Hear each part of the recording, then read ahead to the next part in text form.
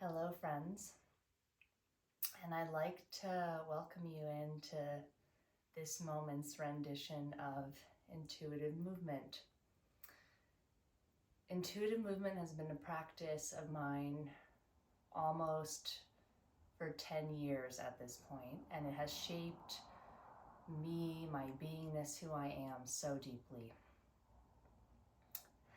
And I love seeing how one of my first attempts at offering a guided intuitive movement transmission on YouTube, how well that has been received despite how poor the video and audio quality are. So for today's practice, this is my attempt, my intent to bring you into my most current and impactful practice of intuitive movement as it's flowing through me today. So while keeping this video on may be really helpful, I really orient around my intuitive movement practice as an inside out, bottom up practice, which means I pour and pull the bulk of my attention into my inner world sensation. And I find closing my eyes and learning to be less attached to the visual that I see to be a very powerful practice.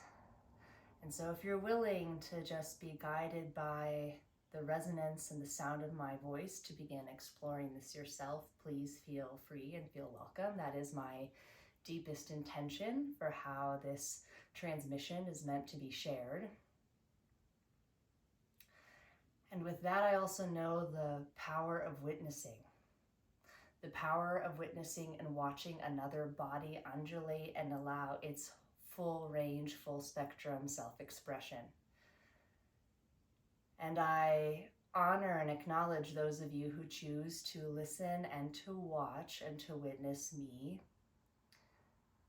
My hope and my deep desire is that witnessing becomes a catalyst in its own subtle way for you to unlock more freedom, more allowing through your body and being as a result.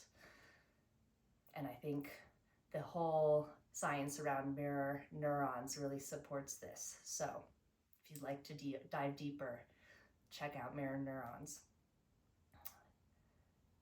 But for now, let's go ahead and begin.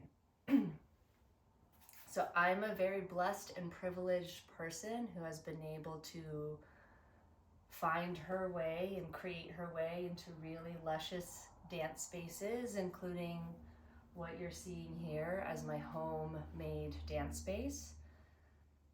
Usually I make it a point to find a space in any place I inhabit, whether inside or outside, where I feel free to move, to breathe, to feel, and to let go.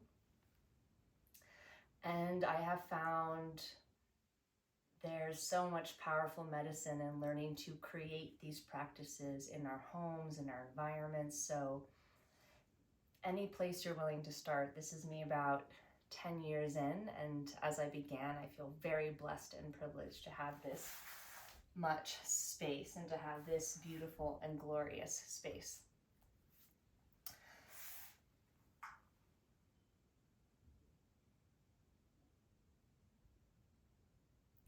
And with the curating of our space, I also want to define some of the key creative constraints of how I flow intuitive movement.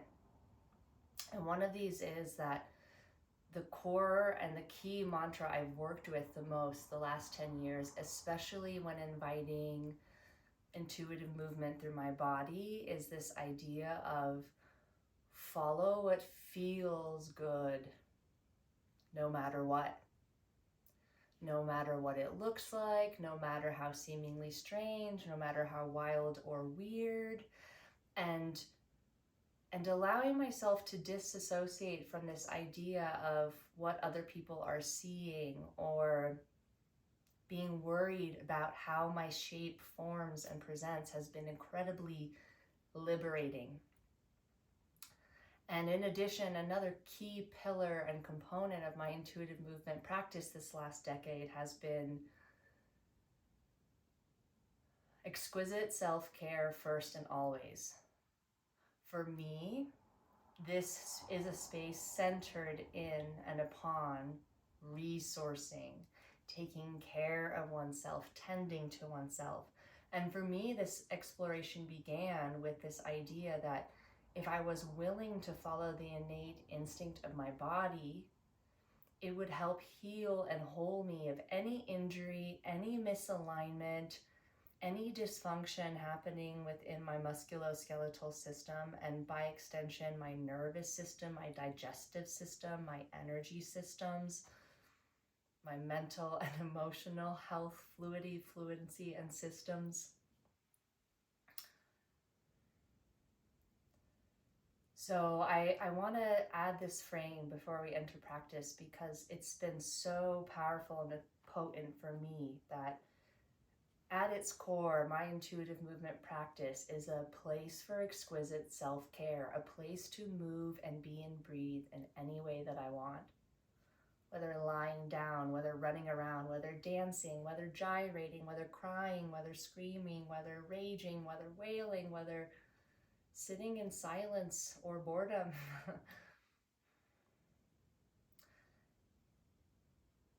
It's taught me to allow more of the ranges I don't allow myself to experience and express, whether it's through the constraints of society, whether it's through the constraints of my upbringing, the impact of trauma.